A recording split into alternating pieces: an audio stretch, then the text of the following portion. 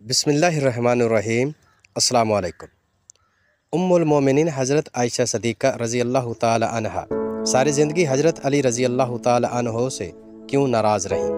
हज़रत अली रज़ी अल्लाह ताला अन्हो ने हज़रत आयशा सदीक़ा रज़ी अल्लाह ताला अन्हा के बारे में ऐसी कौन सी बात कह दी सी जिसकी वजह से हज़रत अम्मा आयशा सदीक़ा रज़ी अल्लाह ताला अन्हा उनसे सारी ज़िंदगी नाराज़ रहीं और कभी भी उनसे बात ना की। मोहतरम नाजरीन, अल्लाह ताला ने कुरान मजीद में आप सल्लल्लाहु अलैहि वसल्लम की बीवियों यानी अज़वाज मुतहरात को मोमिनीन की माएँ करार दिया है। हज़रत आयशा सदीक़ा रज़ी अल्लाह ताला अन्हा आप सल्लल्लाहु अलैहि वसल्लम की वो वहद अज़वाज मुतहरा हैं जो कंवारी थी। मुख्तलिफ रवायात से हमें इस बात का पता चलता है कि आप सल्लल्लाहु अलैहि वसल्लम ने 11 शादियाँ की थी। हज़रत आयशा रज़ी अल्लाह ताला अन्हा और हज़रत अली रज़ी अल्लाह ताला अन्हो के दरमियान ऐसी कौन सी गलत फहमी पैदा हुई थी जिसका मुनाफ़िकीन ने भरपूर फ़ायदा उठाया था और इसका इख्तिताम हज़रत अली रज़ी अल्लाह ताला अन्हो और अम्मा आयशा सदीक़ा रज़ी अल्लाह ताला अन्हा के दरमियान एक जंग की शक्ल में हुआ था जिसको जंग जमल के नाम से तारीख़ में याद किया जाता है। प्यारे दोस्तों, हज़रत आयशा रज़ी अल्लाह ताला अन्हा की ज़िंदगी में एक बहुत ही अफसोसनाक और अंदोहनाक वाक़या पेश आया था। आइए आपको इस वाक़े के बारे में बताते हैं। कुछ लोगों का ख़याल है कि हज़रत अली रज़ी अल्लाह ताला अन्हो और अम्मा आयशा सदीक़ा रज़ी अल्लाह ताला अन्हा के दरमियान होने वाली जंग के असबाब में से एक सबब ये वाक़या भी हो सकता है। मोहतरम नाजरीन, जब प्यारे नबी हज़रत मोहम्मद रसूलुल्लाह सल्लल्लाहु अलैहि वसल्लम ग़ज़वा बनी मुस्तलिक़ के लिए तशरीफ़ ले गए तो हज़रत आयशा सदीक़ा रज़ी अल्लाह ताला अन्हा भी आप सल्लल्लाहु अलैहि वसल्लम के हमराह थे। वापसी पर काफ़िले ने एक जगह कुछ देर के लिए क़याम किया। उसी दौरान हज़रत आयशा सदीक़ा रज़ी अल्लाह ताला अन्हा ने सोचा कि काफ़िला तो रुका हुआ है तो मैं क़ज़ाए हाजत के लिए चली जाती हूँ। उस ज़माने में क़ज़ाए हाजत के लिए खेतों वगैरह का रुख किया जाता था। चुनाचे हज़रत आयशा रज़ी अल्लाह ताला अन्हा भी हस्ब मामूल खेतों की तरफ चली गई। जब आप रज़ी अल्लाह ताला अन्हा क़ज़ाए हाजत से फ़ारिग़ होकर वापस आईं तो आपने महसूस किया कि आपके गले में एक हार था जो कि अब मौजूद ना है। आप रज़ी अल्लाह ताला अन्हा ने सोचा कि अभी काफ़िला रुका हुआ है और इसके रवाना होने में वक्त लगेगा, तो इसलिए मैं अपना हार तलाश कर लेती हूँ। और हज़रत आयशा रज़ी अल्लाह ताला अन्हा अपना हार तलाश करने में मसरूफ़ हो गई। दूसरी तरफ सहाबा कराम रज़ी अल्लाह ताला अन्हो ने सोचा कि हज़रत आयशा सदीक़ा रज़ी अल्लाह ताला अन्हा क़ज़ाए हाजत से वापस आ गई हैं और हूदज में बैठ गई हैं। चुनाचे 3-4 सहाबा ने हूदज को उठाकर ऊँट पर रख दिया। 3-4 आदमियों के हूदज को उठाने की वजह से ये महसूस करना मुश्किल था कि हूदज में कोई मौजूद है या नहीं, और वैसे भी हज़रत आयशा रज़ी अल्लाह ताला अन्हा का वज़न बहुत कम था, इसलिए सहाबा कराम रज़ी अल्लाह ताला अन्हो को इस बात का इल्म ना हो सका कि हूदज तो खाली है।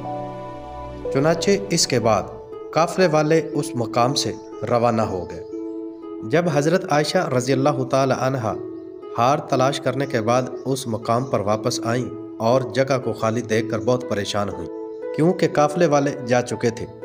इसी परेशानी के आलम में आप रज़ी अल्लाह ताला अन्हा को ये सोचकर इत्मीनान और तसल्ली हुई कि आप सल्लल्लाहु अलैहि वसल्लम की आदत मुबारक थी कि जिस जगह पर भी काफ़िला पड़ाव करता था, काफ़िले के जाने के बाद एक सहाबी की ज़िम्मेदारी होती थी कि वो उस जगह पर जाकर देखे कि कोई मालो मता या कोई सवारी या इस तरह की कोई चीज़ वहाँ रह तो नहीं गई। इसलिए आप रज़ी अल्लाह ताला अन्हा उस जगह पर अपनी चादर ओढ़कर बैठ गईं और इंतज़ार करने लगी कि अल्लाह के नबी हज़रत मोहम्मद सल्लल्लाहु अलैहि वसल्लम किसी न किसी सहाबी को इस मकाम पर ज़रूर भेजेंगे।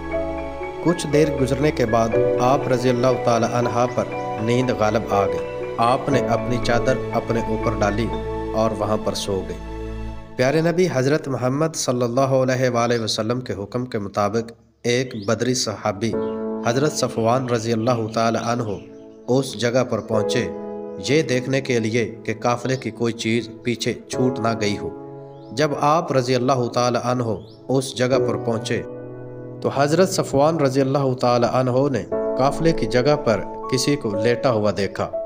जब आप रजी अल्लाह ताला अन्हो ने करीब जाकर देखा तो पहचान लिया और ऊंची आवाज़ में कहने लगे, ये तो हज़रत आयशा रजी अल्लाह ताला अन्हा प्यारे नबी हज़रत मोहम्मद सल्लल्लाहु अलैहि वसल्लम की बीवी है। और ऊंची आवाज़ में इन्ना लिल्लाहि व इन्ना इलैहि राजिऊन पढ़ने लगे। आप रजी अल्लाह ताला अन्हो की आवाज़ सुनकर हज़रत आयशा रजी अल्लाह ताला अन्हा उठ बैठी और अपने ऊपर चादर ओढ़ ली। हज़रत सफ़वान रजी अल्लाह ताला अन्हो ने आप रजी अल्लाह ताला अन्हा के लिए अपने ऊँट को बिठाया और इस तरह आप रजी अल्लाह ताला अन्हा ऊँट पर सवार होगी और हज़रत सफ़वान रजी अल्लाह ताला अन्हो ने ऊँट की रस्सी को पकड़कर आगे आगे चलना शुरू कर दिया और यहाँ तक के काफ़िले के पास पहुँच गए। काफ़िले में मौजूद मुनाफिक लोगों ने जब आप रजी अल्लाह ताला अन्हा को इस हालत में देखा तो कहने लगे कि इसमें कुछ न कुछ बात हुई होगी। मुनाफिक लोग तो पहले ही ऐसे मौके की तलाश में रहते थे कि जिससे मुसलमानों को और प्यारे नबी हज़रत मोहम्मद सल्लल्लाहु अलैहि वसल्लम को ईज़ा पहुँचाई जा सके, लिहाजा इन्हें बात करने का मौका मिल गया। और ये मुनाफिक कहने लगे कि नाउज़ बिल्लाह हज़रत आयशा रजी अल्लाह ताला अन्हा ने इन सहाबी के साथ वक़्त गुजारा है, इसी वजह से वो काफ़िले से पीछे रह गई थी। लिहाजा जब मदीने पहुँचे तो हज़ूर अकरम सल्लल्लाहु अलैहि वसल्लम को जब इस बात का पता चला कि मुनाफिक लोग इस तरह से मेरी बीवी हज़रत आयशा रज़ी अल्लाह ताला अन्हा पर तोहमत लगा रहे हैं तो आप सल्लल्लाहु अलैहि वसल्लम को बड़ा सदमा हुआ। मुनाफिकीन ने इस बात को पूरे शहर में फैलाना शुरू कर दिया। हज़रत आयशा रज़ी अल्लाह ताला अन्हा फरमाती हैं कि मैं काफ़िले से वापस आकर 1 महीने तक बीमार रही और बीमार होने की वजह से कमज़ोर हो गई। एक दिन मैं एक सहाबिया उम्मे मस्ता रज़ी अल्लाह ताला अन्हा के साथ क़ज़ाए हाजत के लिए रात को निकली तो रास्ते में उन सहाबिया को ठोकर लगी और उन्होंने अपने बेटे को बद्दुआ दी। हज़रत आयशा रज़ी अल्लाह ताला अन्हा ने उन सहाबिया से फरमाया कि आप अपने बेटे के लिए बद्दुआ क्यों कर रही हैं? तो वो सहाबिया कहने लगी कि ए आयशा रज़ी अल्लाह ताला अन्हा, क्या तुझे मालूम नहीं कि वो आपके बारे में किस तरह की बातें करता है? हज़रत आयशा रज़ी अल्लाह ताला अन्हा ने कहा कि नहीं, मुझे कुछ पता नहीं, मेरे बारे में वो किस तरह की बातें करता है, आप ही बता दें। आप रज़ी अल्लाह ताला अन्हा के कहने पर उस सहाबिया ने आपको सारी बात बता दी कि आपके बारे में शहर में किस तरह की बातें हो रही हैं। हज़रत आयशा रज़ी अल्लाह ताला अन्हा फरमाती हैं कि जब मैंने ये बातें सुनी तो मेरे दिल को बहुत सदमा लगा और जल्दी से घर वापस आकर आप सल्लल्लाहु अलैहि वसल्लम का इंतज़ार करने लगी कि कब आप सल्लल्लाहु अलैहि वसल्लम मस्जिद से घर तशरीफ़ लाएं और आपसे बात करूं। जब आप सल्लल्लाहु अलैहि वसल्लम मस्जिद से घर तशरीफ़ लाए तो मैंने आगे बढ़कर आप सल्लल्लाहु अलैहि वसल्लम को सलाम दिया।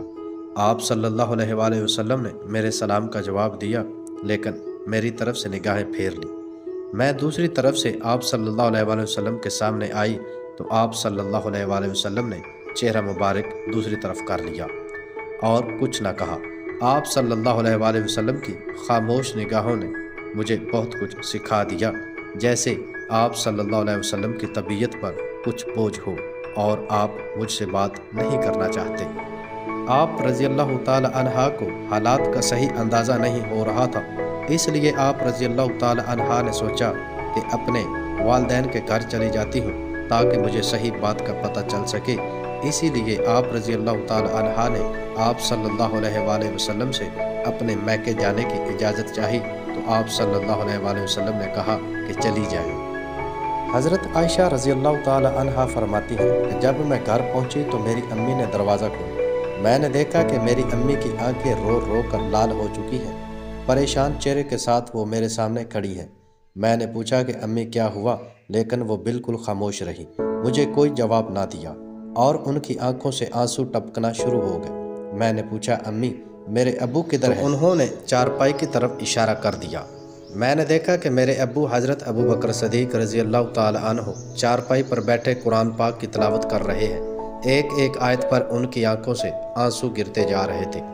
हज़रत आयशा रज़ी अल्लाह ताला अन्हा फरमाती हैं कि जब मैंने घर में भी गम का माहौल देखा तो मेरी तबीयत और ज़्यादा परेशान हो गई। मैंने सोचा कि अब मैं क्या करूं?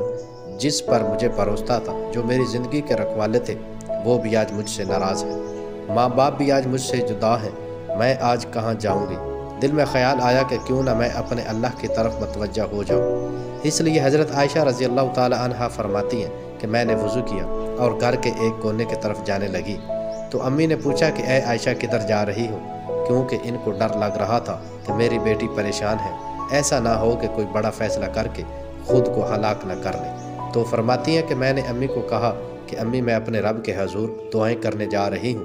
حضرت عائشہ رضی اللہ تعالی عنہا فرماتی ہیں کہ میں نے مصلی بچھایا اور سجدے میں گر پڑی، اللہ تعالیٰ سے دعائیں مانگنا شروع کر دی۔ اے پروردگار، اے فریادوں کی فریاد سننے والے، تیرے مقبول بندوں پر جب بھی کوئی ایسا وقت آتا ہے تو اللہ تعالیٰ تو ہی ان کی مدد فرماتا ہے۔ اے اللہ، یوسف علیہ السلام پر الزام لگا تو آپ نے ایک بچے سے گواہی دلا کر انہیں بچایا۔ اے اللہ، حضرت مریم پر الزام لگا تو آپ نے ہی ان کے شیر خوار بچے سے پاک دامنی کی گواہی دلوائی۔ اے اللہ، آج تیرے محبوب کی عائشہ تیرے دروازے پر حاضر ہے اور فریاد کرتی ہے کہ مجھ پر بھی تہمت لگی ہے۔ اے اللہ، تو حمیرہ کی مدد فرما، میرے شوہر نے بھی اس وقت میرا ساتھ چھوڑ دیا، اب آپ کے علاوہ میرا کوئی سہارا نہیں ہے، اس کمزور کو تسلی دے۔ اے اللہ تعالیٰ میری مدد فرما۔ حضرت عائشہ رضی اللہ تعالی عنہا رو رو کر دعائیں کر رہی تھی، ادھر دعائیں مانگی جا رہی تھی اور ادھر حضور صلی اللہ علیہ وآلہ وسلم مسجد نبوی میں ایک مجلس مشاورت قائم کی جس میں حضرت عائشہ رضی اللہ تعالی عنہا کے والد حضرت ابو بکر صدیق رضی اللہ تعالی عنہا کے علاوہ سارے بڑے بڑے صحابہ کرام موجود تھے۔ حضور صلی اللہ علیہ وسلم سب کے بیچ غم زدہ بیٹھے تھے۔ صحابہ کرام کے چہروں پر بھی اداسی تھی کیونکہ حضور صلی اللہ علیہ وآلہ وسلم کے چہرے کو دیکھ کر وہ بھی غمگین ہو رہے تھے، اس لیے کچھ صحابہ کرام تو سسکیاں لے لے کر رو رہے تھے۔ حضور صلی اللہ علیہ وسلم نے اپنے صحابہ کرام سے پوچھا کہ اس معاملے میں تم مجھے کیا مشورہ دیتے ہو؟ تو سب سے پہلے حضرت عمر رضی اللہ تعالی عنہ آگے بڑھے اور کہا، اے اللہ کے رسول، اللہ تعالیٰ نے آپ کو اتنی عزت اور شرافت بخشی ہے کہ آپ کے بدن پر کسی گندی مکھی کو بھی بیٹھنے کی اجازت نہ ہے، تو جب اللہ تعالیٰ نے آپ کو اتنا پاکیزہ بنایا ہے تو آپ کے جیون ساتھی ایسے کیسا ہو سکتا ہے جس کے اندر گناہوں کی گندگی ہو؟ اس لیے مجھے تو یہ چیز بالکل جھوٹ نظر آتی ہے۔ اس کے بعد پیارے نبی حضرت محمد صلی اللہ علیہ وآلہ وسلم نے حضرت عثمان سے پوچھا کہ اے عثمان، آپ اس بارے میں کیا کہتے ہو؟ تو حضرت عثمان رضی اللہ تعالی عنہ نے اس وقت نبوت کی صحبت کا حق ادا کر دیا۔ انہوں نے عرض کیا کہ اے اللہ کے رسول، اللہ تعالیٰ نے آپ کو ایسا بنایا ہے کہ بادل آپ کے سر پر سایہ کیے رہتا ہے، آپ کا سایہ زمین پر نہیں پڑتا کہ ایسا نہ ہو کہ کسی کا قدم آپ کے سائے پر پڑ جائے۔ جب اللہ تعالیٰ نے آپ کے ادب کا اتنا لحاظ فرمایا کہ کسی کے قدم آپ کے سائے پر نہیں پڑ سکتے، تو یہ کیسے ممکن ہو سکتا ہے کہ کسی کو آپ کے پاکیزہ بیوی پر قابو حاصل ہو جائے، وہ ان کے ساتھ کچھ غلط کام کر سکے؟ لہٰذا یہ چیز تو ہمارے وہم و گمان سے بھی باہر ہے کہ اماں عائشہ رضی اللہ تعالی عنہا کے ساتھ ایسا کچھ ہوگا۔ ان کی باتیں سن کر آپ صلی اللہ علیہ وآلہ وسلم خاموش ہو گئے، لیکن تھوڑی دیر بعد حضور صلی اللہ علیہ وسلم نے حضرت علی رضی اللہ تعالی عنہ سے پوچھا کہ اے علی، تم اس معاملے میں کیا کہتے ہو؟ تو حضرت علی رضی اللہ تعالی عنہ عرض کرنے لگے، اے اللہ کے رسول، ایک بار میں نے دیکھا کہ آپ کے جوتوں میں کچھ گندگی لگ گئی تھی، لیکن آپ صلی اللہ علیہ وسلم کو تو اس کی خبر نہیں تھی، اس لیے آپ نے جب ان جوتوں کو پہننا چاہا تو اللہ نے حضرت جبریل علیہ السلام کو بھیج کر آپ کو اطلاع فرما دی کہ آپ کے جوتوں میں کچھ گندگی لگی ہوئی ہے۔ تو اے اللہ کے رسول، جب جوتوں پر لگی گندگی آپ کو بتا دی گئی تھی تو آپ کے گھر والوں کے ساتھ کوئی ایسا معاملہ ہوتا تو آپ کو کیوں نہ بتایا جاتا؟ اس لیے مجھے یہ بات کچھ ٹھیک نظر نہیں آتی۔ حضور صلی اللہ علیہ وسلم پھر سے خاموش ہو گئے۔ حضور صلی اللہ علیہ وسلم کی اداسی دیکھ کر حضرت علی رضی اللہ تعالی عنہ دوبارہ کہنے لگے کہ اے اللہ کے رسول، اگر آپ کی طبیعت بہت زیادہ غم زدہ ہے تو آپ چاہے تو عائشہ کو طلاق دے دیں، آپ کے لیے بیویوں کی کون سی کمی ہے، اللہ تعالیٰ آپ کو کوئی اور جیون ساتھی عطا فرما دیں گے۔ ان کی یہ بات سن کر حضرت عمر رضی اللہ تعالی عنہ تڑپ اٹھے اور کھڑے ہو کر کہنے لگے کہ اے اللہ کے رسول، آپ یہ ارشاد فرمائیں کہ عائشہ سے نکاح آپ نے اپنی مرضی سے کیا تھا یا آپ کو اللہ تعالیٰ نے کہا تھا عائشہ سے نکاح کرو؟ تو حضور صلی اللہ علیہ وسلم نے انگلی سے آسمان کی طرف اشارہ کر کے بتا دیا کہ یہ حکم مجھے اللہ تعالیٰ کی طرف سے دیا گیا تھا کہ عائشہ سے نکاح کرو۔ تو اس پر حضرت عمر رضی اللہ تعالی عنہ فرمانے لگے کہ اے اللہ کے رسول، اب آپ مجھ پر چھوڑ دیجئے اور ان منافقوں کو چھوڑ دیجئے، میری تلوار جانے اور ان منافقوں کی گردن جانے، وہ اللہ کے پسند کی عورت کے بارے میں ایسی باتیں کر رہے ہیں، میں ان سب کی گردنیں اڑا دوں گا۔ حضور اکرم صلی اللہ علیہ وسلم اس وقت حضرت عمر کو محبت کی نگاہوں سے دیکھ کر حضرت عمر کے غصے کو ٹھنڈا کیا، دل سے گویا کہ اللہ کے رسول حضرت عمر سے کہہ رہے ہوں کہ اے عمر، اللہ تیرا نگہبان ہو، تو نے میرے غم کو ہلکا کر دیا۔ حضرت عمر کی یہ بات سن کر پیارے نبی حضرت محمد صلی اللہ علیہ وسلم کی طبیعت کو کچھ اطمینان آ گیا اور آپ صلی اللہ علیہ وسلم مجلس سے اٹھ کر گھر چلے گئے۔ تھوڑی دیر بعد حضور صلی اللہ علیہ وسلم حضرت ابو بکر صدیق رضی اللہ تعالیٰ عنہ کے گھر گئے تاکہ معلوم کر سکیں کہ عائشہ کس حال میں ہے۔ حضور اکرم صلی اللہ علیہ وسلم حضرت عائشہ سے بہت محبت کرتے تھے، اس لیے گھر پہنچ کر دروازہ کھٹکھٹایا تو حضرت عائشہ کی امی نے آ کر دروازہ کھولا۔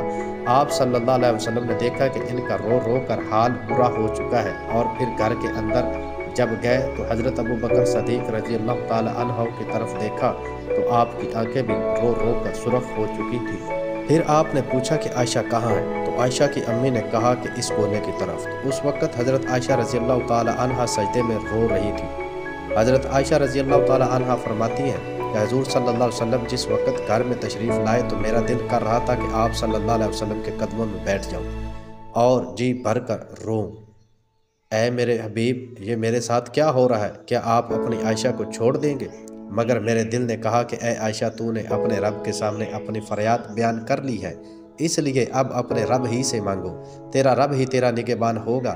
حضور صلی اللہ علیہ وسلم نے پکارا کہ اے عائشہ، تو آپ صلی اللہ علیہ وسلم کی آواز سن کر حضرت عائشہ نے سجدہ پورا کیا اور آ کر چارپائی پر خاموش بیٹھ گئی۔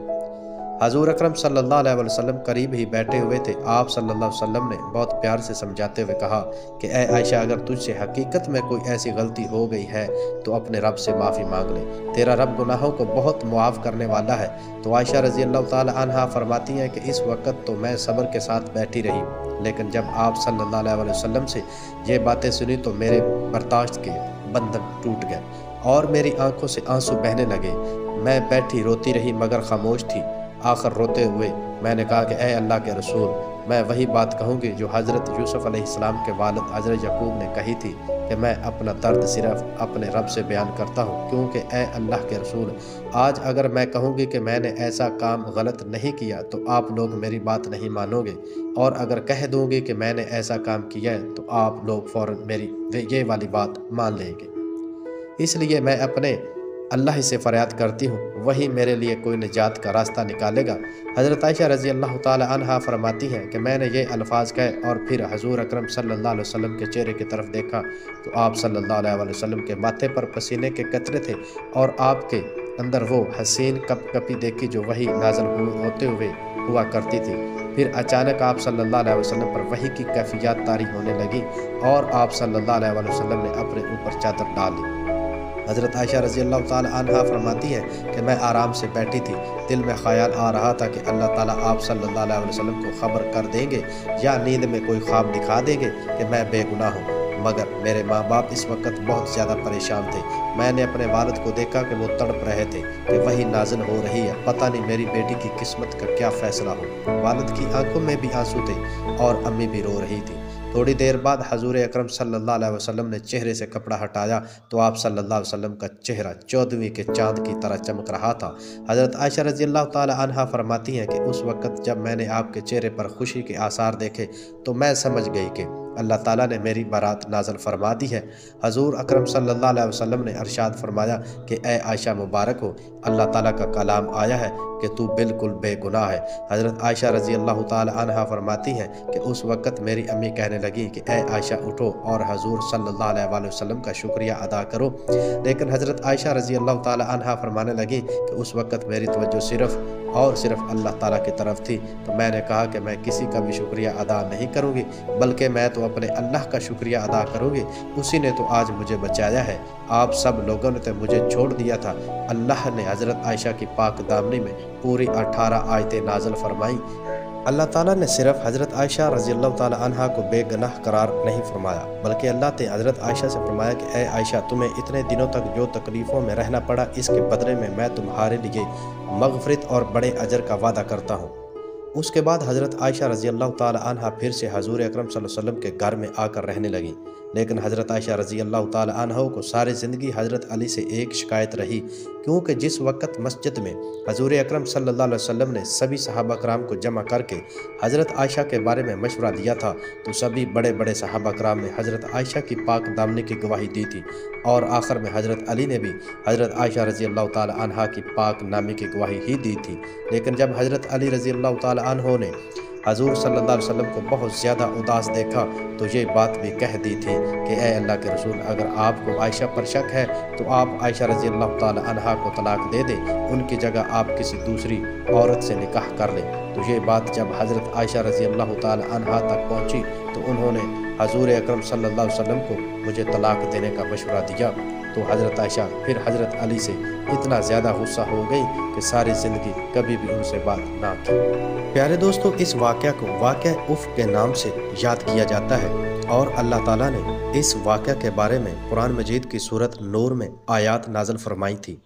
ان آیات سے اور اس واقعہ سے ہمیں یہ پتہ چلتا ہے کہ منافقین ہمیشہ آپ صلی اللہ علیہ وآلہ وسلم اور مسلمانوں کو نقصان پہنچانے کی طاق میں رہتے تھے، اور یہ سلسلہ آج بھی جاری ہے۔ اس واقعہ سے ہمیں اس بات کا بھی پتہ چلتا ہے کہ منافقین نے پیارے نبی حضرت محمد صلی اللہ علیہ وآلہ وسلم کی ذات مبارکہ کو بھی پریشان کر دیا تھا، اور ام المومنین حضرت عائشہ صدیقہ رضی اللہ تعالی عنہا کی پاک دامنی پر تہمت لگائی۔ اس لیے ہمیں زندگی کے ہر پہلو میں اس بات کو مد نظر رکھنا چاہیے اور منافقین سے چوکنا رہنا چاہیے، کیونکہ وہ ہر وقت آپ کے بارے میں منفی باتیں اور پروپیگنڈا کرنے میں مشغول رہتے ہیں۔ پیارے دوستو، اگر اس واقعہ کے بیان کرنے میں کسی جگہ پر کوئی غلطی ہو گئی ہو تو ہم اللہ تعالیٰ سے اس کی بابت معافی کے طلبگار ہیں۔ بے شک اللہ تعالیٰ ہی خطاؤں کو معاف کرنے والے ہیں۔ اللہ تعالیٰ ہم سب کو پیارے نبی حضرت محمد صلی اللہ علیہ وآلہ وسلم کی سنتوں پر عمل کرنے کی توفیق عطا فرمائے، آمین۔